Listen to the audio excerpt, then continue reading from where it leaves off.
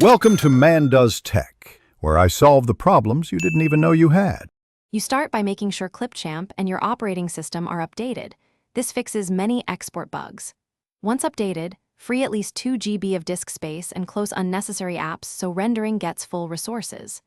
Restart the machine to clear hung processes, then clear Clipchamp's cache or temporary files and reopen your project. Next, inspect the export preset.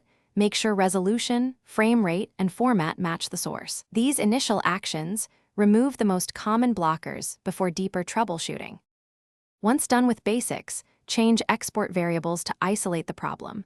You should reduce bitrate or drop resolution from 1080p to 720p to see if file size or encoding complexity is causing failure.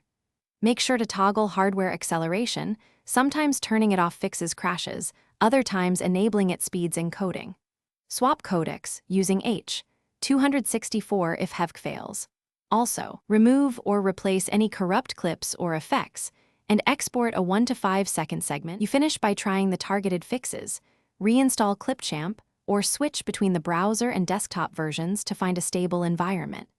Make sure you run the app with administrative rights and verify the export drive and temp folder have right permissions. If exports still fail, create lower resolution proxy files and try exporting those, which can reveal asset issues. And if nothing works, collect Clipchamp logs, save a copy of the project, and contact support.